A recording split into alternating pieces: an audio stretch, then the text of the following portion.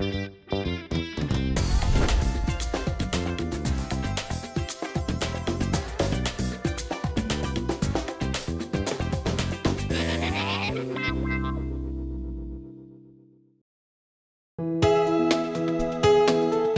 방송에서 제공하는 부동산 정보는 투자 판단에 대한 조언입니다. 방송에서 제공하는 부동산 물건의 가치, 가격 상승 및 가격 하락에 대해서는 방송사에서 보장하지 않습니다.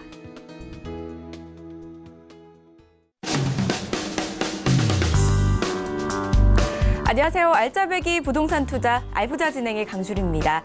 4월이 시작이 됐습니다. 아직도 꽃샘추위가 기승을 좀 부리고 있는데요. 변덕스러운 날씨가 이 부동산 시장의 상황과 참 비슷해 보입니다. 하지만 곧 날씨도 부동산에도 훈풍이 불어올 것으로 보이고요. 또 4월에는 벚꽃도 만개한다는 사실 여러분들 알고 계시죠? 이번 달에도 저희 알부자와 함께 하시면서 부동산 성공 투자의 길로 가보시기 바라겠습니다. 방송 보시다가 궁금하신 점은요. 저에게 전화 주시면 됩니다. 02-3153-2594번 문자 상담 역시 받고 있고요. 013-3366-0110번 활짝 열려 있으니까요. 많은 연락 부탁드리겠습니다. 오늘 함께 하실 분 바로 만나보도록 하죠. 황스인베스트의 황진현 대표 나오셨습니다. 안녕하세요, 대표님. 네, 반갑습니다. 네, 반갑습니다. 네. 시청자님께 인사 말씀 부탁드리겠습니다. 네, 반갑습니다. 황지현입니다. 자, 오늘도 부동산 시장에 있었던 한 주간의 이슈들을 모아서 알아보는 시간을 좀 가져보도록 하겠습니다. 오늘 또 힘이 되는 정보 드리겠습니다. 네, 이번 주, 지난주죠. 과연 어떤 이슈들이 있었는지 궁금해집니다. 내용 바로 살펴보도록 하죠. 네. 자, 바로 시작해 보겠습니다. 자, 첫 번째 제목부터 한번 알아볼게요. 오차범위 31%, 플러스 마이너스 31% 통계가 정확하다고라는 제목이 나와 있습니다. 자, 내용이 어떤 건지 한번 살펴보겠습니다. 한국감정원에서는 주택가격 통계를 내는데 두 가지 방법이 있습니다. 자, 첫째는 주택가격 동향조사라는 게 있고요. 두 번째는 공동주택 공시 업무라는 것이 있습니다. 둘 다 한국감정원에서 통계를 내는 건데, 자, 근거는 첫 번째 주택가격 동향조사는 주택법에 대해서 근거를 가지고 있고요. 두 번째는 부동산 가격 공시에 관한 법률에 대해서 근거를 가지고 조사를 합니다. 자, 목적이 서로 달라요. 공시가격 공시 업무랑 주택가격 동향조사랑 목적이 좀 다른데, 주택가격 동향조사 같은 경우는 주로 이제 주택의 정책 수립의 참고 자료로 제공을 합니다. 그리고 공동주택 공시 업무 같은 경우는 실질적으로 우리가 과세 부과 목적으로 활용을 하고 있거든요. 자, 그리고 주택가격 동향조사는 표본조사로 이루어집니다. 전체 전수조사를 하지 못하고 표본조사로 이루어지고요. 공동주택 공시 업무 같은 경우는 전수조사를 하게 됩니다. 전국에 1339만 호 가구를 전수조사하게 되죠. 이 외에도 다른 부분들이 굉장히 많은데, 이 두 개의 통계가 똑같이 한국감정원에서 하는데 오차가 플러스 마이너스 31%가 난다고 하네요. 어떤 내용인지 한번 볼게요. 자, 먼저 감정원이 1월 달에 주택가격 동향조사를 통해서 발표한 서울의 아파트 중위권 가격은 7억 8,600만 원이었습니다. 자, 이거는 표본조사라고 말씀을 드렸고요. 그 다음 거는 똑같이 공시 업무에 대해서 조사를 했습니다. 이건 전수조사를 했고요. 자, 1월 달 시세, 서울 시내 중위권 아파트 1월 달 시세를 6억 원이라고 통계 발표를 했습니다. 두 개가 31%의 오차가 나죠. 굉장히 크게 납니다. 이걸 두고 이렇게 얘기를 하죠. 한국감정원에서는 조사 목적이 달라서 이 정도 편차가 일어났다라고 얘기하는데, 31% 정도의 오차는 통계로서의 가치가 없을 만큼 굉장히 큰 포인트입니다. 예를 들어서 요즘 여론조사 제일 많이 하는 게 이게 문재인 정부에 대해서 여론조사 많이 하잖아요. 그래서 대통령 지지율이 45%라고 나왔는데, 그게 통계가 30%씩 달라진다고 하면 그게 무슨 통계로서의 가치가 있겠습니까? 이런 부분을 지금 지적하는 거고요. 한국감정원에서 얘기하는 건 조사 목적이 달라서라고 얘기를 하고 있습니다. 자, 두 번째는 표본조사가 전수조사보다 정확하다라고 이렇게 물음표가 적혀 있는데요. 기본적으로 주택가격 동향조사는 표본조사입니다. 아까도 말씀드렸고요. 그 다음에 공시 업무 같은 경우는 전수조사죠. 전국에 1,339만 가구를 전수조사를 하게 됩니다. 그러면 일반인이 생각해도 상식적으로 생각해도 이 표본조사보다는 전수조사가 훨씬 더 정확할 거라고 생각이 드는 거죠. 그래서 감정원에 문의를 했다고 합니다. 이 서울의 그 중위권 아파트 가격은 얼마입니까? 7억 8,600만 원입니까? 아니면 6억 원입니까? 하니까 아직 감정원에서는 뭐 대답이 없다고 하네요. 들었으면 좋겠는데요. 그리고 중위권 가격은 단순히 참고 자료로만 활용하는 거다라고 감정원에서 얘기를 하고 있습니다. 얼마 전에 이런 뉴스를 봤어요. 서울 시내에 그 중위권 아파트를 하나 구입을 하려면 13년 동안 월급을 하나도 안 쓰고 모아야 된다. 이 기준이 서울의 중위권 아파트, 즉 이 통계에 대해서 나오는 겁니다. 그러면은 이게 벌써 1억 8,600만 원이나 차이가 나는데 13년이 될지 뭐 15년이 될지 그 기준을 못 잡겠잖아요. 그리고 그 국토부 장관 내정자였죠. 그분이 말씀하시기로 아직도 소득 대비해서 집값이 비싸다라고 얘기했는데 그 기준도 이 중위가격이 기준으로 하는데 그 1,000원 단위까지 중위가격을 매겨놓고 이게 단순히 참고 자료만 하라 이렇게 얘기를 하면 굳이 이 중위가격을 내는 의미가 있을까 하는 생각이 듭니다. 자, 첫 번째 이슈는 오차범위 31%에 대한 내용이었고 두 번째는요. 자, 연립 공시가 상정, 공시가에 대한 얘기가 많이 나오네요. 저번 달에 그 공시가가 발표가 돼서 그런가 봐요. 아파트보다 엉망이다라는 내용인데 이런 내용을 조사를 해봤습니다. 실질적으로 서울 논현동에 50m 내에 있는 빌라들이거든요. 50m 내에 있는 연립주택인데요. 예를 들어 논현동에 있는 그린빌 같은 경우는 자 5억 4천만 원에서 5억 7,600만 원으로 6.7%가 상승을 했습니다. 근데 그 반경 50m 안에 있는 그 석탑빌라 같은 경우는 5억 1천만 원에서 6억 1,500만 원으로 20.6%가 상승을 했습니다. 둘 다 뭐 상승폭이 많이 차이가 나죠. 근데 이게 반경 50m 내에 있다는 거죠. 그리고 심지어는 그린빌이 전용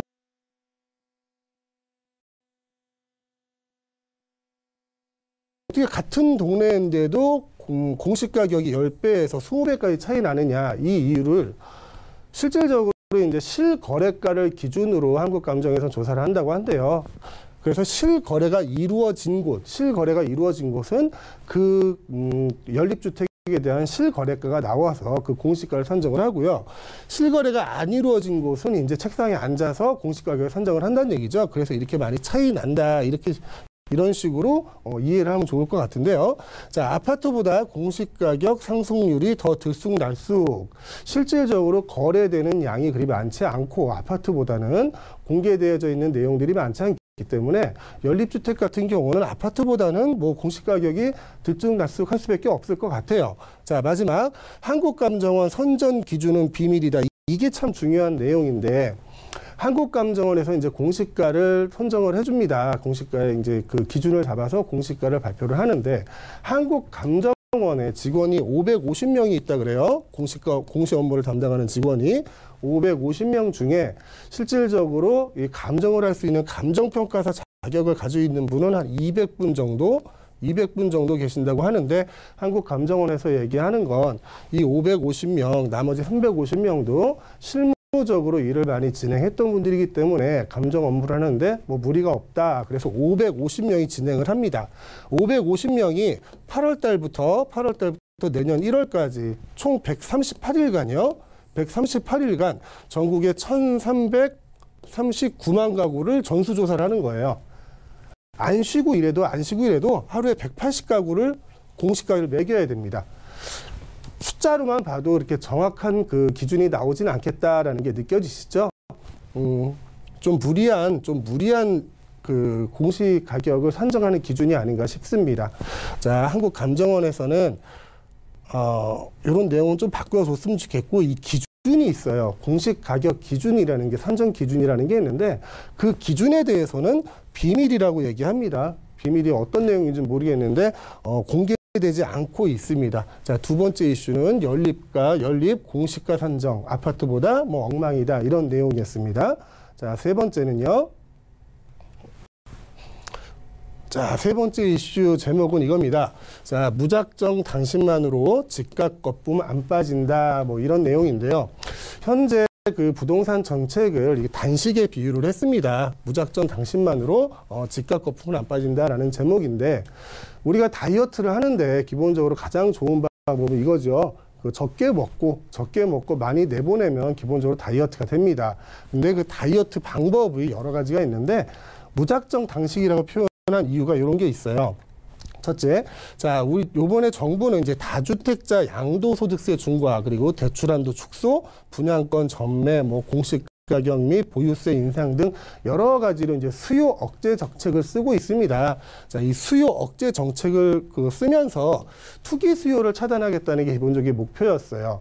그리고 투기 세력이 가지고 있는 다주택자들이 가지고 있는 그 주택들이 시장으로 나와서 실소유자한테 실소유자가 구입을 할 수 있는 이런 그 구도로 가는 게 부동산 정책의 목적이었는데, 무작정 이렇게 단식만 하다 보니까 부작용이 나오게 됩니다. 어떤 식으로 나오게 되냐면, 거래 자체가 올스톱이 됩니다.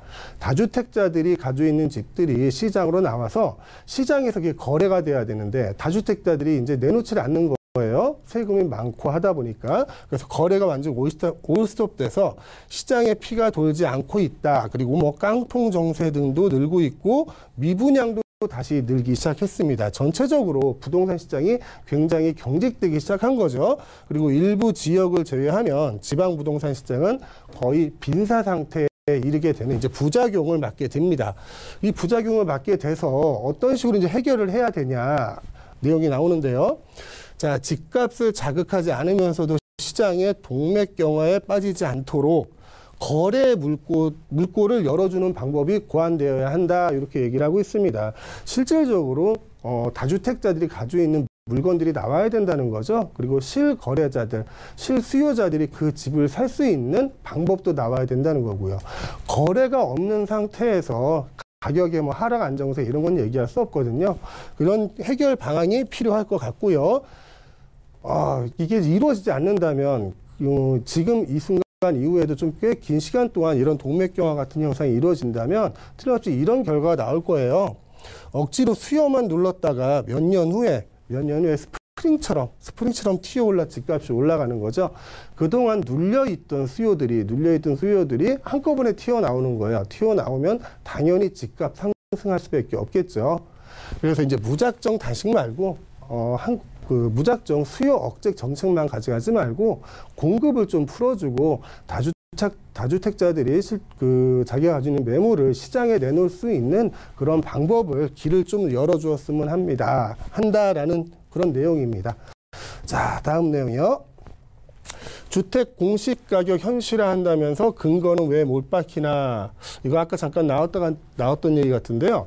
이 공시가격에 대한 이슈가 많이 나오고 있습니다. 저번 달에 그 공시가격이 발표된 이후로 이슈가 많이 나오고 있는데, 이건 어떤 내용이냐면요.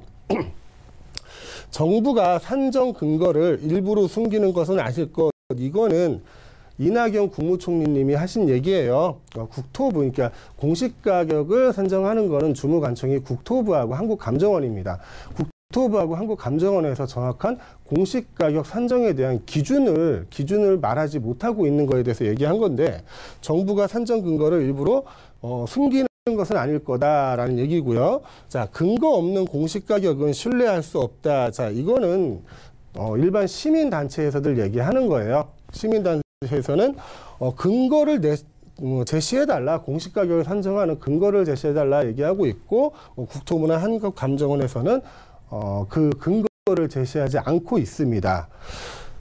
그 내용에 대해서 이제 국토부 같은 경우는 그 공시가격의 산출 근거 제시가 이걸 제시하게 되면 시장에는 큰 혼란이 올 거다. 혼란이 오기 때문에 지금은 내부 문건에서 제시를 안 하고 있습니다. 거기에 대해서 이제 경실련은 투명하게 공개해야 되지 않느냐, 공개해달라고 요구를 하고 있습니다. 자, 경실련 같은 경우는 이제 경제정의실천시민연합이라는 단체예요. 거기서 이제 투명하게 공개를 해달라고 계속 요구를 하고 있고, 국토부에서는 내부 문건으로 잠궈두고 지금 공개를 안 하고 있는 상황이죠.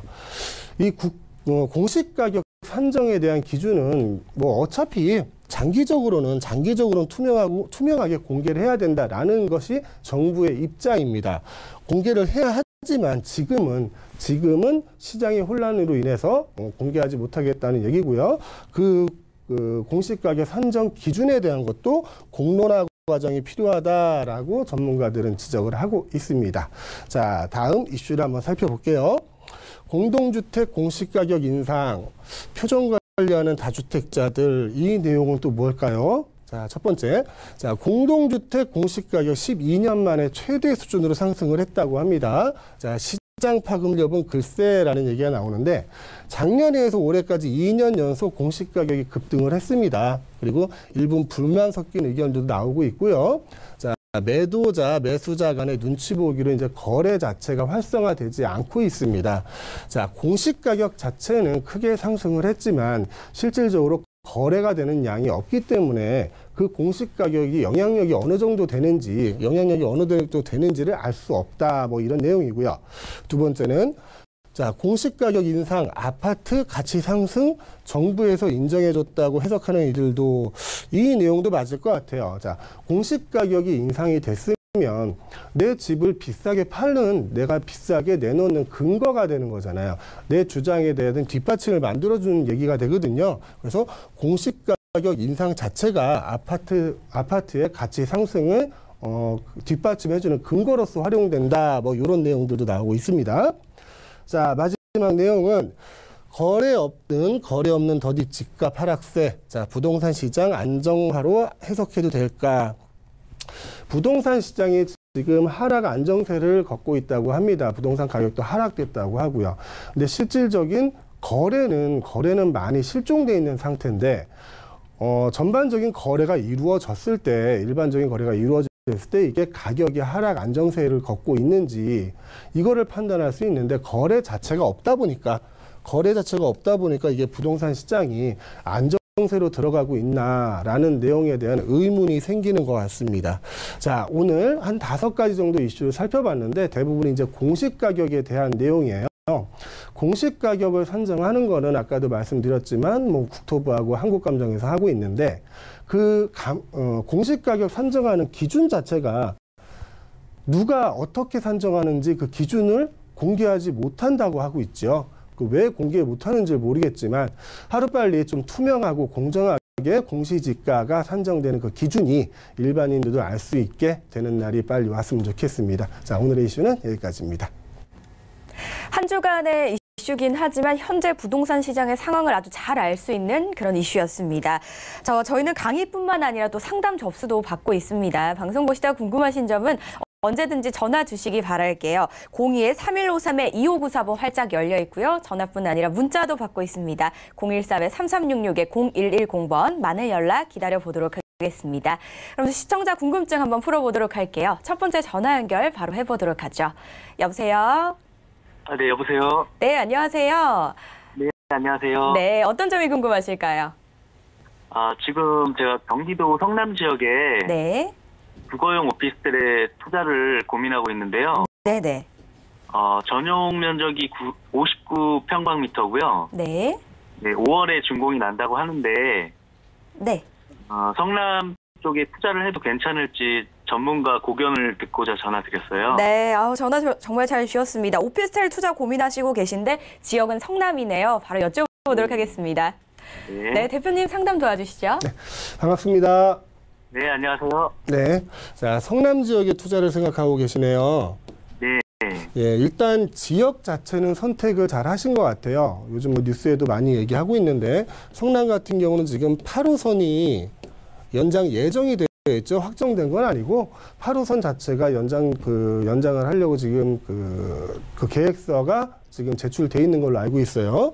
거기에 이제 GTX A 노선이 이제 확정이 됐잖아요. GTX도 확정이 됐고 거기에 이제 교통이 좋아진 만큼 인구 유입이 돼야 될 텐데 기본적으로 거기 테크노밸리가 2단지도 있고 3단지도 있고 그리고 뭐 일반 산업단지도 새로 들어오게 되거든요. 그래서 얼추 잡아도 약 한 16만 명 정도의 유입 인구가 있을 걸로 예상이 됩니다. 근데 이 성남 지역 같은 경우는 이제 분당구를 제외하면 다른 구들은 많이 구도심화되어 있는 곳이어서 재건축하고 재개발이 지금 많이 진행이 되고 있는 곳이에요. 그래서 그 땅들 기존에 있는 그 땅들을 보면 다 재건축, 재개발이 이루어지기 때문에 이 16만 명의 근로자가 들어왔을 때, 16만 명의 근로자가 유입이 됐을 때 사실적으로 거기서 주거를 해결할 수 있는 공간이 그렇게 많지 않습니다. 그거는 공급이 한꺼번에 늘어나지 않기 때문에 수요는 또 한꺼번에 늘어날 수 있겠죠. 그래서 한동안은 성남 지역에 물건들이 좀 핫하게 그 거래가 이루어질 것으로 보고 있고요. 또 임대사업, 투자를 하시려면 임대사업을 하신다는 그 생각이신 것 같은데, 면적도 59평방미터면 딱 취득세 감면, 뭐 재산세 감면 등 그 혜택을 많이 받을 수 있는 그런 면적인 것 같아서 성남의 59평방미터의 주거용 오피스텔 투자는 잘 생각하신 것 같다라고 말씀을 드리고 싶네요. 네, 좋은 말씀 감사합니다. 네, 시청자님 긍정적인 답변이었으니까 참고해 보시기 바라겠습니다. 네. 네, 전화 주셔서 감사드리고요. 이렇게 상담 원하시는 분들은요, 전화 또는 문자 상담 받고 있습니다. 02-3153-2594번, 013-3366-0110번 많은 연락 기다려보도록 하겠습니다. 이번에는요, 문자 상담으로 받아보도록 할게요. 4472번님이 보내주신 사연입니다. 부동산 투자에 관심 있는 30대 직장인입니다. 파리 대책 이후로 조정지역 내 양도세 중과가 이루어지고 있는데 그 부담을 피하기 위해 비조정 지역으로 투자를 해야 되는지, 아니면 양도세가 중과되더라도 조정 지역에 투자하는 게 나을까요? 라고 남겨주셨네요. 고민이 좀 많이 되실 것 같아요. 대표님 어떻게 볼 수 있을까요? 네, 이거는 이제 이렇게 이분법적으로 조정 지역이냐 아니면 비조정 지역이냐 이렇게 생각하시는 거는 좀 위험할 것 같고요. 이제 물건을 선택을 하셔야 될 것 같아요. 어떤 물건에 투자를 할 것인가, 이 물건이 수익이 많이 남을 것 같은 물건이 내가 조정 지역에 있느냐 비조정 지역에 있느냐, 이거를 나중에 보시는 거지, 처음부터 나 비조정 지역에 할래, 조정 지역에 할래, 이 선택을 하시는 거는 부동산 투자의 물건은 나중에 찾으신다는 얘기잖아요. 일단은 물건에 대한 확신을 가지시는 게 먼저 좋으실 것 같고요. 그 뒤에 그게 뭐 조정지역에 있다 그러면 그 물건이 좋은 만큼 양도세도 더 낼 수 있고요. 비조정지역에 있다 그러면 그 또한 그만큼 혜택이 될 수 있겠고요. 자, 근데 이렇게 고민하시는 이유가 양도세 중과 때문에 고민을 하시는 거라고 한다면, 일단 뭐 조정지역 내에서 이제 3주택 이상, 조정지역 내에서 3주택자 이상이거나 조정지역 내 3주택 이상자 같은 경우는 20%의 양도세 중과가 붙게 되죠. 어떻게 보면 이제 2억을 들여서 투자를 한다고 했을 때 나중에 2억을 남긴다, 이런 계산을 가지고 임대사업자를 나서 5년을 투자한다고 계산을 해보자고요. 계산을 했을 때, 자, 2억에 대한 양도소득세는, 양도소득세율은 기본적으로 한 35% 정도 나옵니다. 35%에서 조정지역 내에 또 다주택자라고 하신다 그러면 55%까지 내실 수가 있겠죠. 근데 이 세율은 어떻게 변할 수가 없어요. 세율은 정해져 있는 거고, 또 한 2억 정도의 뭐 시세 차익을 얻으시려고 그러면 조정지역으로 갈 수밖에 없겠죠. 자, 양도세를 줄이는 가장 좋은 방법을 제가 알려드릴게요. 양도세를 줄이는 가장 좋은 방법은 양도 차익을 줄이는 겁니다. 양도 차익을 줄이게 된다는 거는 양도세는 6%부터 42%까지 있거든요. 그러니까 6%의 양도 차익을 얻을 수 있는 그 물건을 투자를 하시는 게 양도세를 가장 줄이는 방법이겠죠. 그리고 그 물건을 많이 하시면 되잖아요.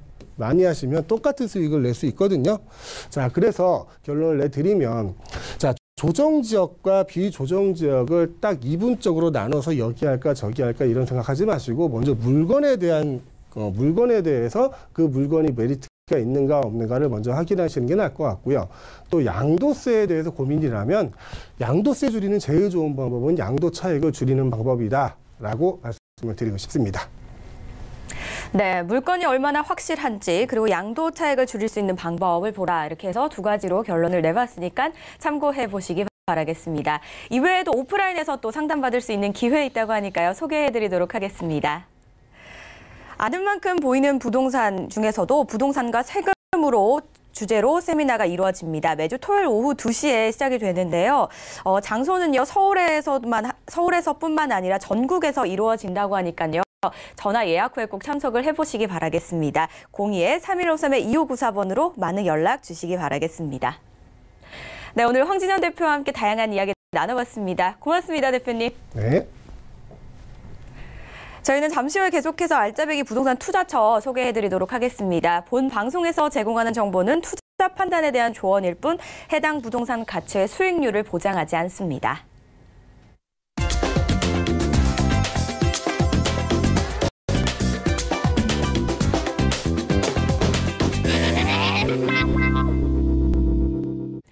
바로 부동산 현장 만나보도록 할게요. 화면을 통해 만나보시죠.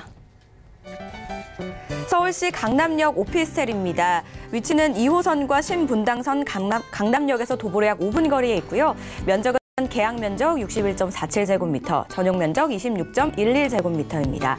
준공은 2021년 5월에 예정이 돼 있네요. 구조는 방 1개와 거실, 주방과 화장실로 이루어져 있습니다.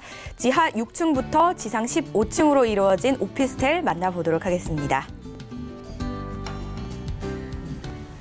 서울의 중심 지역입니다. 강남역에 위치한 오피스텔 정보 바로 만나보도록 할 텐데요. 추천해 주시는 이유부터 저희가 하나씩 짚어보도록 하죠, 팀장님. 네, 오늘 소개하는 곳은 바로 이 강남역의 이 아파텔, 바로 오피스텔입니다. 1인 가구분들께서 많이들 임대를 하시는 곳이다라고 좀 설명을 드릴 수가 있겠는데요. 잠시 후에 이 생활 입지와 교통 인프라 그리고 개발 호재에 대해서 한번 자세하게 알아보도록 하겠습니다. 네, 계속해서 강남역 오피스텔 추천 포인트 박세준 팀장과 함께 자세하게 짚어보도록 하겠습니다. 팀장님, 짚어주시죠. 네, 굉장히 이 핵심에 대해서, 이 포인트에 대해서 먼저 짚어보도록 하겠는데요. 자, 어떤 것들이 있는지 한번 알아보도록 하겠습니다. 바로 첫 번째, 강남역입니다. 이 강남역의 도보 5분의 이 대한민국 대표 투자 블럭이다라고 좀 설명을 드릴 수가 있겠습니다. 두 번째로는 이 강남역 일대에 정말 많은 이 배우 수요와 앞으로의 개발 가치와 미래에 대한 가치가 있다라고 좀 설명을 드릴 수가 있겠고요. 세 번째로는 테헤란로와 강남대로 비즈니스 벨트 중심으로 풍부한 임대 수요를 자랑하는 곳이다라고 설명을 드릴 수가 있겠는데, 많은 분들이 일자리로 직주금저성을 따지시고 임대를 하시기 때문에 많은 분들께서 이 강남역과 이 역삼역 일대를 많이 선점을 하신다라는 것이고요. 네 번째로는 상가 및 병원 종사자 그리고 주변 메이저 학원 초밀집 지역이다라는 것인데, 상가뿐만 아니라 이 병원이나 학원가에 일하시는 분들 역시도 많은 임대를 하고 또 살고 싶은 곳이다라고 좀 설명을 드릴 수가 있겠고요. 다섯 번째로 1인 가구, 1인 비즈니스 수요 비율이 대한민국 최고 수준이다라는 것을 알 수가 있겠습니다. 전국적으로 1인 가구 내지는 2인 가구의 비중이 굉장히 높아지고 있다는 것을 알 수가 있겠는데요. 이건 역시 그렇기 때문에 이 수요 비율이 우리나라에서 최고 수준이다라는 것을 알 수가 있겠고요. 마지막으로 이 건물에 대한 내용입니다. 분리형 1.5룸으로 해서 1인 가구, 1인 비즈니스 시대에 맞춘 인기평형으로 구성이 되어 있다는 것입니다. 잠시 후에 좀 더 자세한 내용으로 한번 살펴보도록 하겠습니다. 대한민국의 대표 중심 지역이죠. 강남역에 위치한 신축 오피스텔 바로 만나보도록 하겠습니다. 자, 입지부터 한번 살펴보도록 할 텐데요. 더블 역세권입니다. 일단 팀장님, 자세한 내용 한번 살펴보죠. 네, 더블 역세권에 정말 이 교통망으로서는 정말 최고다라는 표현을 좀 쓸 수가 있겠는데요. 바로 이 강남역 물건지에서 현재 이 강남역 2호선이죠. 2호선과 이 신분당선이 도보 4분과 도보 5분으로 이루어져 있습니다. 거기다가 이 역삼역 같은 경우는 좀 더 가깝게 도보 3분 만에 가실 수 있습니다. 자, 보시면 이 대중교통 및 차량 이용을 통한 서울 전역 등 사통팔달의 교통망을 보유하고 있는 곳이다라고 보시면 좀 쉽겠는데요. 자, 다음은 이 강남역 물건지에 투자를 하시면서 이 주변에 어떤 것들이 있는지를 좀 알아보실 필요성이 있겠죠. 바로 이 강남역 물건지 인근에는 고층 빌딩과 밀집이 되어 있고 다수의 유흥시설들이 밀집이 되어 있습니다. 쉽게 얘기를 해서 내 집 앞에 이렇게 즐길 수 있는 여가시설을 할 수 있는 곳들이 초밀집이 되어 있다는 것이고, 거기다가 이 테헤란로 대로변에는 생활 편의시설이 밀집이 되어 있기 때문에 이건 역시 쇼핑을 하시거나 장을 보시기에도 충분히 메리트가 있는 위치다라고 좀 설명을 드릴 수가 있겠습니다. 자, 그런데 너무 시끄럽기만 하면 사실 그곳의 분위기 자체가 조금 낮아질 수 있죠. 하지만 이곳은 바로 남측 저밀도 주거시설 조성으로 강남역 인근 오피스텔 중에서는 정말 쾌적한 주거 환경을 확보한 공간이다라고 좀 설명을 드릴 수가 있겠고요. 자, 다음은 이 배후 수요에 대한 것입니다. 바로 이 강남역 물건지에 반경 500m 그리고 1km 내에 어떤 것들이 있는지를 좀 보실 수가 있겠는데요. 바로 첫 번째 삼성타운이죠. 25,000여 명이 근무를 한다는 것입니다. 거기다가 많은 대기업들의 이 근로자 수를 더하게 되면 굉장히 많은 인구, 몇십만 명이 되는 이 근로자가 있기 때문에 많은 분들이 투자를 하실 때 걱정하는 공실 위험은 크게 없다라는 것이 이곳의 인프라의 장점입니다. 네, 강남은 업무 중심 지역뿐만 아니라 여가 생활 시설도 밀집이 되어 있기 때문에 편리한 생활이 가능하다. 그렇기 때문에 수요가 풍부할 것이다라는 이야기까지 한번 들어봤습니다. 그렇다면 또 신축이잖아요, 팀장님. 어떻게 지어질지 건물도 한번 살펴볼게요. 네, 바로 이 건축 개요에 대해서도 굉장히 중요하게 살펴보아야 할 것 같습니다. 이 건축 개요에 대해서 알아보자면 총 층수는 지하 6층부터 지상 15층으로 구성이 되어 있습니다. 이곳의 세대수 같은 경우는 195세대로 보실 수가 있겠고요. 주차 같은 경우는 110대를 주차하실 수가 있습니다. 이 주변을 보시면, 이 오피스텔의 주변을 보시면 굉장히 오래된 오피스텔밖에 없는데, 사실 그 오피스텔의 조례는 주차의 조례는 굉장히 낮은 퍼센테이지였습니다. 쉽게 얘기해서 이 195세대라고 하면 예전에 이 조례를 따지게 되면 주차율 같은 경우는 한 60대 정도밖에 안 됐다라는 것인데, 굉장히 높아진 주차대 대수가 있기 때문에 편리하게 주차를 이용하실 수가 있다라는 점이고요. 전용 면적 같은 경우는 26.11제곱미터. 임대 사업자를 내셨을 때 취득세 충분히 혜택을 받으실 수 있는 전용 면적이다라는 것이고요. 구조 같은 경우는 거실과 침실, 주방, 화장실로 1.5룸이다라는 것으로 보여집니다. 거기다 이 옵션 같은 경우는 정말 풀옵션 중에서도 굉장히 TV까지 설치가 될 정도로 굉장히 큰 풀옵션이다라고 좀 보실 수가 있겠고요. 준공 같은 경우는 2021년 5월 달에 예정이 되어 있습니다.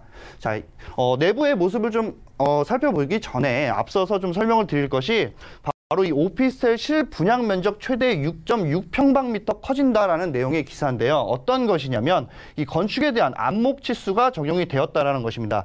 자, 이게 어떤 내용이냐면 기존 같은 경우는 이 벽체 면적까지 다 포함이 되었었지만, 하지만 이 벽체 면적을 제외한 나머지에 전용이 들어가기 때문에 실평수가 그만큼 커진다라는 것을 알 수가 있겠습니다. 내부의 모습을 보시자면 보시는 사진에 보시는 바와 같이 거실이 굉장히 넓게 되어 있습니다. 거기다가 이 옵션 같은 경우는 환풍기부터 시작을 해서 에어컨, 거기다 비데, 그리고 인덕션이 설치가 되어 있고요. 침실 같은 경우도 굉장히 넓게 되어 있는데 개방형이 굉장히 우수한 슬라이딩 도어로 되어 있습니다. 하지만 이곳에 벽을 설치를 해서 이 독립된 공간을 이용을 하실 수 있게끔 하시는 이 무상 옵션으로 이루어진다라는 큰 장점이 있고요. 거기다가 이렇게 신발장과 그리고 책상, 컴퓨터 등을 놓으실 수 있는 책상과 그리고 옷을 보관을 하실 수 있는 곳, 그리고 주방과 그리고 이렇게 세면대에는 이렇게 수납 공간까지 정말 알차게 구성되어 있고요. 내부의 옵션뿐만이 아니라 이 건물에서 이용을 할 수 있는 서비스 공간이 굉장히 많은데요. 어떤 것들이 있냐면 바로 비즈니스 라운지, 그리고 골프 연습장, 회의실과 GX룸, 거기다 피트니스 센터까지 정말 알차게 구성이 되어 있다는 것을 알 수가 있겠고요. 거기다 이 루프탑 파티 공간, 바로 옥상에 이렇게 루프탑 파티 공간이 이루어져 있어서 충분한 여가 시설도 즐길 수가 있고, 위에서 바베큐라든지 여러 가지를 이용을 하실 수가 있겠습니다. 그렇기 때문에 이 우수한 부대 시설을 갖춘 소형 아파텔이다라고 설명을 드릴 수가 있겠습니다. 네, 주변에 오피스텔이 많아도 오래된 오피스텔이고, 이번에 저희가 소개해드린 오피스텔은 신축이다 보니까 그만큼 좋은 점이 아주 많다라고 보실 수가 있겠는데요. 이번에는요, 주변의 개발 호재, 이 소식들도 한번 알아보면 좋을 것 같습니다, 팀장님. 네, 현재 이 강남역에는 많은 개발 호재들이 예정이 되어 있었지만 좀 더 늦는 감이 없지 않아 있었는데요. 하지만 굉장히 빠르게 가시화되는 호재들이 많다라고 합니다. 어떤 것들이 있는지 한번 알아보도록 하겠습니다. 바로 이 서초로 지구 단위 계획과 그리고 강남 물건지를 비롯해서 테헤란로 제2지구, 거기다 국제교류 복합지구까지 6.6km가 되는 이 거리를 한국판 맨하탄 스트리트를 조성을 하겠다라는 계획입니다.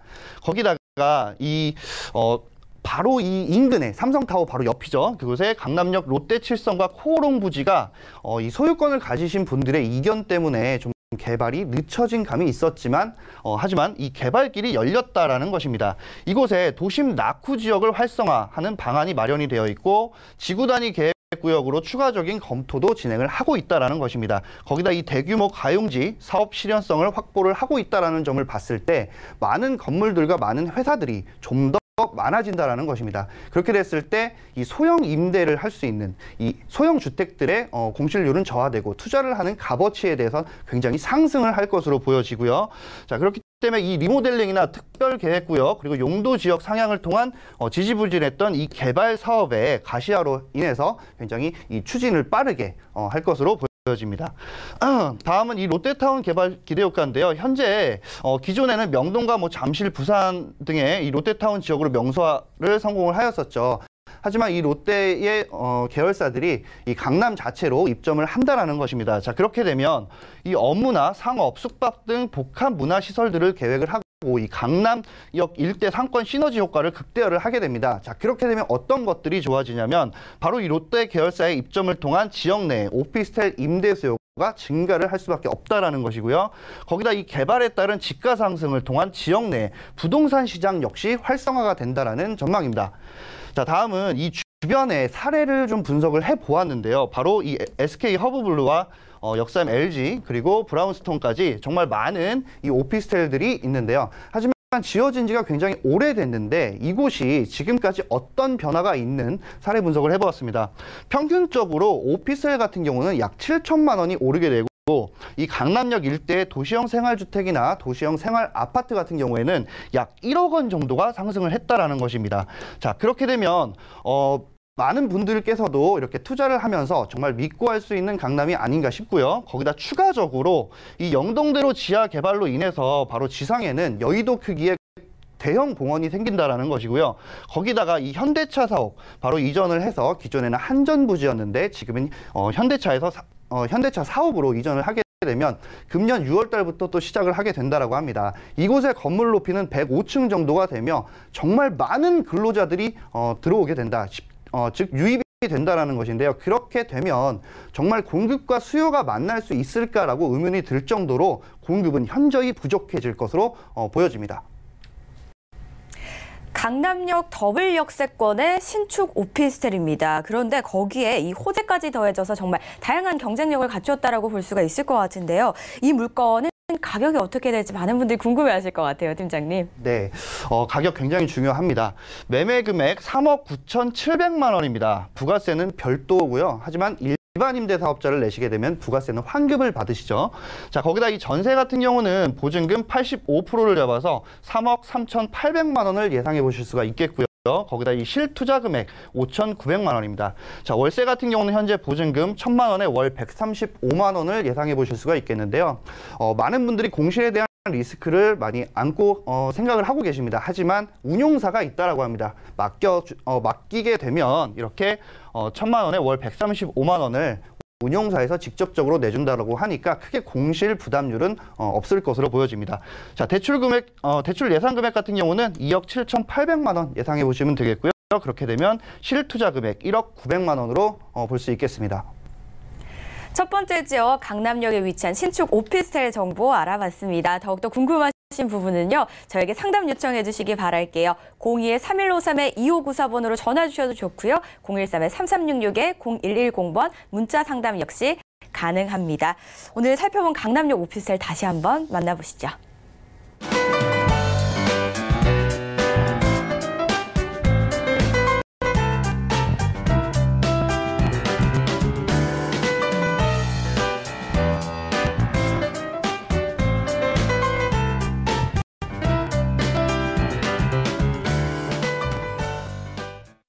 계속해서 두 번째 지역 만나볼게요. 화면을 통해 바로 만나보시죠.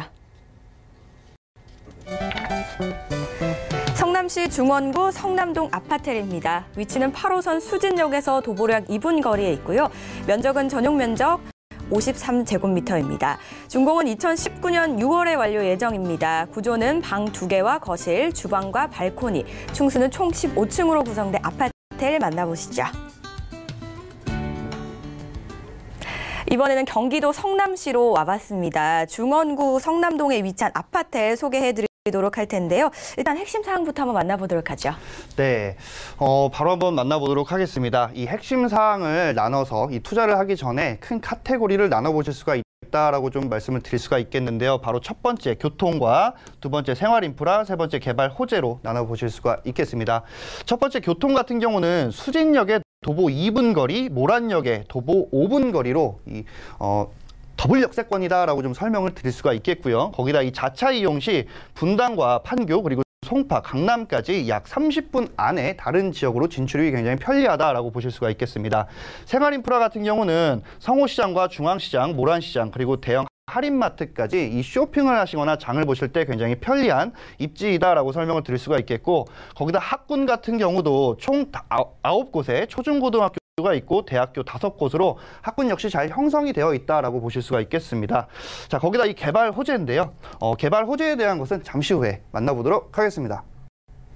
역시나 더블 역세권입니다. 수진역과 모란역 두 곳을 이용하실 수 있는데요. 각각 5분과 2분 거리에 떨어져 있는 초역세권 신축 아파트 한번 만나보도록 하겠습니다. 입지부터 짚어보도록 하죠. 네, 현재 이 물건지에서 앞서 말씀드린 대로 이 판교나 양재, 강남, 송파, 위례, 신도시, 분당까지 약 30분 안에 진출입이 가능한 굉장히 강남과 송파, 주요 핵심 도시와 굉장히 근교에 있다라고 좀 설명을 드릴 수가 있겠습니다. 지하철 같은 경우도 여기 표기는 수진역으로 해놓았지만 사실 모란역도 가깝기 때문에 약 30분 내면 사실 강남과 많은 지역으로도 지하철을 타고도 진출입이 가능할 것으로 보여지고요. 현재 이 물건지를 표기한 것입니다. 이곳에 보시는 바와 같이 모란역이 굉장히 가깝고요. 모란역에는 현재 모란시장 그리고 수진역에는 성호시장, 수진역 역시 굉장히 가깝고요. 거기다 신흥역에 이 성남 종합시장이 있습니다. 이 시장과 대형 할인마트가 근교에 있기 때문에 굉장히 쇼핑을 하실 때 굉장히 편리하게 하실 수 있는데, 거기다가 추가적으로 이 544개가 되는 성남 중앙지하상가가 바로 사실 코앞에 있기 때문에 편리하게 이용을 하실 수가 있겠고요. 거기다 이 초중고등학교가 9곳이 5분 거리에 위치를 하고 있고요. 바로 앞에는 이렇게 성남 종합운동 실내체육관과 이 성남 도서관 그리고 이 해오름공원, 거기다 대원공원, 거기다 이 남한산성까지 시민들의 여가를 책임질 수 있는 공간까지 있습니다. 이곳은 구도심이었기 때문에 앞으로 이 신도시로 활성화가 되고 사실 이 유망 지역에서 유명 지역으로 거듭난 곳이다라고 좀 설명을 드릴 수가 있겠습니다. 네, 위치가 경기도이긴 하지만 강남과 송파 같은 이 서울 여러 지역에 인접해 있기 때문에 가깝게 이용해 볼 수 있다는 점 여러분 참고해 보시면 좋을 것 같고요. 또 신축 오피스텔이잖아요. 어떻게 지어질까요? 네, 이 건축 개요에 대해서 또 설명을 드리겠습니다. 바로 총 층수는 15층으로 구성이 되어 있고요. 세대수 같은 경우는 120세대입니다. 하지만 오늘 소개해드릴 물건은 투룸의 아파트입니다. 하지만 이 투룸 같은 경우는 이 120세대 중에 24세대밖에 없다라는 것이고요. 이 24세대 역시 굉장히 빠르게 소진이 되고 있다라고 하니까요. 방송 보시고 투자하는 곳에 이 성남에 한번 투자를 해보실 분들께서는 빠르게 선점을 해보셔야 할 것 같습니다. 엘리베이터 같은 경우는 세대가 설치가 되어 있고, 이 주차장 같은 경우는 지하 3층에서 지상 1층까지 100%로 주차를 하실 수가 있습니다. 전용 면적은 53제곱미터입니다. 60제곱미터 이하이기 때문에 임대사업자를 내셨을 때 역시나 취득세를 감면받으실 수가 있겠고요. 구조 같은 경우는 넓은 방 2개와 화장실 하나, 그리고 거실, 주방, 발코니로 구성이 되어 있습니다. 준공 같은 경우는 2019년 6월에 이루어질 전망으로 보여집니다. 내부의 구조입니다. 현재 보시는 바와 같이 구조를 이렇게 도면으로 그려놓은 것이고요. 내부를 보시자면 넓은 현관이 있고요. 그리고 거실, 그리고 안방과 작은 방으로 구성이 되어 있습니다. 자, 이곳에 주방과 화장실 그리고 발코니 역시 추가로적인 구성이 되어 있고요. 거기다 이 옵션 같은 경우는 현재 이렇게 비데와 시스템 에어컨, 그리고 주방에는 가스레인지가 있는데도 불구하고 이 아일랜드 식탁, 1인 가구와 2인 가구에 임대를 하시는 분들이 많음에도 불구하고 이렇게 인덕션이 추가적으로 설치가 되어 있고요. 거기다 이 에너지 소비 효율이 1등급인 보일러가 들어가 있고, IoT 시스템까지 정말 고르게 잘 갖춰져 있습니다. 거기다 이 17인승 엘리베이터가 3대가 설치가 되어 있고요. 이 자료에는 없지만 사실 옥상 같은 경우에는 잔디가 깔리고 역시나 하늘 정원으로 꾸며질 전망으로 보여집니다. 정말 괜찮은 중원구 성남동 아파텔이다라고 설명을 드릴 수가 있겠습니다. 네, 초역세권의 신축 오피스텔입니다. 성남시에 위치한 아파텔인데요. 이 성남시는 최근에 굉장히 개발 호재들, 좋은 소식들이 많이 기다리고 있는 걸로 알고 있거든요. 어떤 소식들이 좀 있을까요? 네, 지난번 제가 기사를 한번 보니까요. 국내에 이 집가나 건물값들이 오르고 있는 곳들 1위부터 5위를 봤더니 무려 성남이 4위에 해당이 되더라고요. 이런 곳들의 이 개발 호재를 알아보시기 전에 어떠한 프리미엄이 있는지를 좀 알아볼 필요성이 있겠죠. 바로 더블 역세권과 이 교통이 굉장히 잘 갖춰져 있는 곳이다라고 설명을 드릴 수가 있겠고요. 거기다 25만 배우 수요와 안정적인 투자 프리미엄을 갖춰진 곳이다라고 설명을 드릴 수가 있겠습니다. 거기다 앞으로 이 판교 제2 테크노밸리 예정으로 높은 미래 가치까지 더해지는 곳이고요. 거기다가 이 은수미 성남시장이 바로 시민청원 1호 공식 답변을 했습니다. 어떤 내용이냐면 바로 이 성남시청 홈페이지에 성남 시민들이 청원글을 올렸죠. 바로 이 모란역과 판교역의 연장에 대한 것을 올렸는데요. 그 공식 답변을 바로 은수미 성남시장께서 답변을 내놓았죠. 자, 어떻게 내놓았냐면 바로 이 판교 테크노밸리 종사자들의 출퇴근 교통지옥이다라는 것인데, 같은 성남인데도 불구하고 모란역에서 판교까지 가는 이 교통 체증이 굉장히 심하다라는 것입니다. 그렇기 때문에 이 8호선 판교 연장, 지하철 8호선 모란역과 신분당선 판교역을 빠르게 연결을 하겠다라는 것인데요. 거기다 추가적으로 판교 트램으로 바로 이 판교역부터 성남 산업단지죠. 일반 산업단지까지 다 이어주게 되는 트램 역시 추진을 하고 있다라는 내용입니다. 자, 현재는 답변의 기준, 그러니까 쉽게 얘기해서 이 성남시청 홈페이지에 청원을 한 기준이 5,000명이 넘었기 때문에 정말 빠르게 이 국토부의 승인을 기다리고 있는 상황이고요. 거기다 이 예비타당성 대상 선정까지 현재 신청을 한 상황이니까 정말 잘 됐으면 하는 바람입니다. 자, 다음은 앞서 설명을 드린 대로 성남 첨단산업단지입니다. 현재 이곳은 기존에 있던 산업단지는 기존에 1974년에 지어졌다고 합니다. 그렇기 때문에 굉장히 노후가 돼서 많은 분들, 회사 자체가 나갔다가 다시 개발이 되고 있기 때문에 다시 입점을 하는 현실이라고 합니다.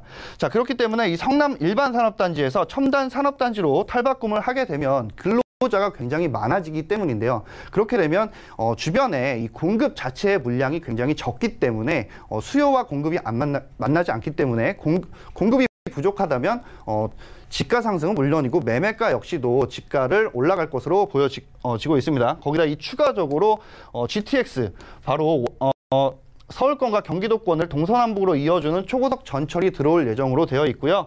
거기다가 이 월곡 판교 복선 전철 역시 개통 예정에 있습니다. 제2 테크노밸리 같은 경우는 현재 2021년도에 완공이 되게 되는데, 그렇게 되면 근로자 수가 4만 3천여 명이 넘게 됩니다. 그렇게 되면 많은 인구 역시 유입이 될 것으로 보여지고, 이곳 제2 테크노밸리가 끝남과 동시에 바로 시작하는 제3 테크노밸리가 있죠. 바로 2020년도에 착공을 해서 2023년도에 준공을 해서 많은 인구가 역시나 유입이 된다라고 봅니다. 그렇기 때문에 결정적으로 2023년도에는 약 16만 2천여 명의 인구가 유입을 하게 돼서 당연히 공급 부족으로 임대 수요 상승할 것으로 보여지고 추후 매매가 역시 굉장히 오름폭으로 보여질 것으로 보여집니다. 네, 교통 호재 있고요. 또 많은 인구 유입까지 예정이 되어 있는 곳입니다. 초역세권 신축 오피스텔 가격은 어떻게 될까요? 네, 매매 금액은 현재 2억 4천만 원입니다. 전세 보증금은 2억 3,500만 원 예상해 보실 수가 있겠고요. 실투자 금액 500만 원으로 예상해 보실 수가 있겠습니다. 주변에 임장 활동을 꼭 많이 해보시길 바라겠습니다. 이유는 주변에서 분양하는 금액 대비 굉장히 저렴하게 투자를 하실 수 있다는 큰 장점이 있는 곳이고요. 거기다 월세 같은 경우는 보증금 2천만 원에 월 90만 원 정도를 받으실 수 있을 것으로 예상이 되어지고요. 대출 예상 금액 1억 6,800만 원, 그렇기 때문에 실투자 금액 5,200만 원을 예상해 보실 수가 있겠습니다. 성남시 아파텔 내용 만나봤습니다. 도움 말씀 주신 박세준 팀장님 고맙습니다. 네, 방송 보시다가 궁금하신 점은 저에게 전화 또는 문자로 상담 요청 주시면 됩니다. 02-3153-2594번, 013-3366-0110번 활짝 열려 있습니다. 오늘 살펴본 정보 다시 한번 만나보시죠.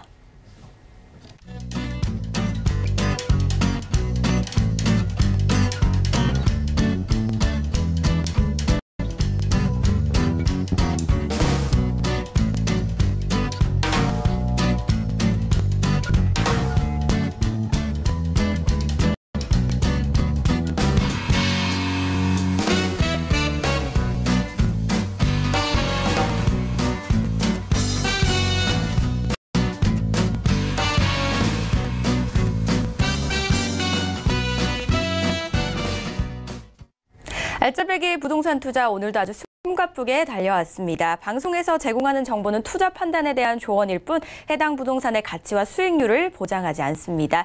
저희가 준비한 소식은 여기까지입니다. 저희 다음 주에도요, 알찬 소식으로 찾아뵐게요. 시청해주신 여러분 고맙습니다.